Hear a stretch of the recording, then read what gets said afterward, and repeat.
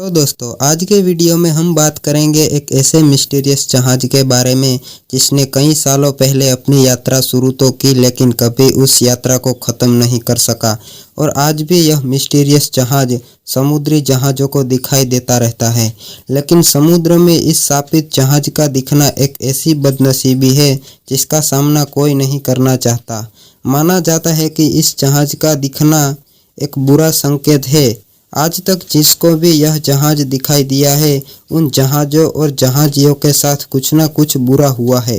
11 जुलाई 1881 को एसएम बखाटे नाम के एक जहाज में किंग जॉर्ज वी अपने भाई के साथ यात्रा पर निकले थे।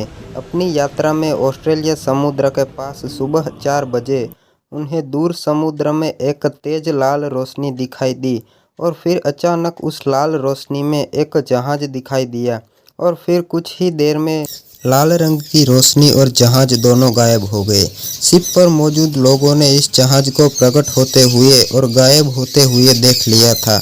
जहाज पर बैठे हुए लोगों को पता चल चुका था कि उन्होंने अभी अभी कुछ अजीब सी चीज देखी है, लेकिन वो श्रापित जहाज फ्लाइंग गेटमेंट था कि उसका पता उसे तब लगा जब दूसरी सुबह एसएम बखाटे के एक आदमी की बहुत ही दर्दनाक तरीके से मौत हो गई, जिसने सबसे पहले मिस्टीरियस जहाज को देखा था। इन लोगों ने यह मान लिया कि यह फ्लाइंग गेट जेटमेंट के वजह से ही यह घटना हुई। वही फ्लाइट जेटमेंट का खौफ एक समय में पूरे अफ्रीका के समुद्र पर भी था। खौफ भी इतना था कि समुद्र यात्रा से पहले जहाजी यात्रा के दौरान मौसम साफ रहने की भगवान से प्रार्थना करते थे, क्योंकि ऐसा माना जाता था कि खराब मौसम के दौरान यह जहाज हवा में उड़ता हुआ दिखाई देता था। ऐसा माना जाता था कि जिस किसी को भी यह जहाज दिखाई देता था उसके साथ कुछ न कुछ अजीबोगरीब और विनाश जैसी घटनाएं होती रहती। फ्लाइंग जेटमेंट की ऐसे ही कुछ मिस्टीरियस साइटिंग का दावा आज तक अलग अलग जगह पर लोगों ने किया है। ऑथर निकोलस मोर्नसरत ने अपने एक नोवेल में द क्रूल सी में वर्ल्ड वॉर II के दौरान इस बोतहा जहाज को पैसिफिक ओशन में दिखाई देने का दावा किया था। जब हर रॉयल नेवी ने नेवी ऑफिसर के पद पर पोस्टेड थे, वर्ल्ड वॉर II के दौरान जर्मन के एक सबमरीन ने इस मिस्टीरियस जहाज को देखने का दावा किया था। और ऐसे ही कुछ बातें साउथ अफ्रीका के कैप्टन में रहने वाले लोगों और केप ऑफ गुड से रास्ते सफ़र करने वाले जहाज़ों ने भी किया था। मगर यह जहाज कहाँ से आता था और कहाँ गायब हो जाता था, इस बात का पता किसी को नहीं था। कई लोग ऐसे मिस्ट्री मानते थे तो कई लोग इसे डरावनी सच्चाई भी कहते थे, लेकिन असल में सच्चाई क्या है इसका पक्का सबूत किसी के पास नहीं है।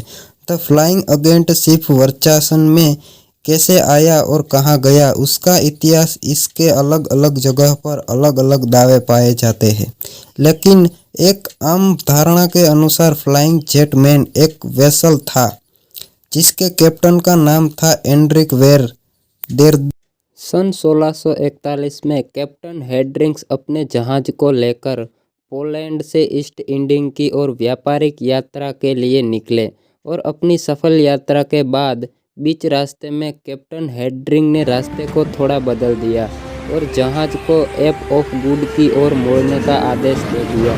क्रू मेंबर इस फैसले से खुश नहीं थे क्योंकि वह लोग जल्द से अपने घर पहुंचना चाहते थे, लेकिन कैप्टन हेड्रिक्स ने किसी की एक नहीं सुनी और जहाज को केप ऑफ गुड की ओर आगे बढ़ने का आदेश दे दिया।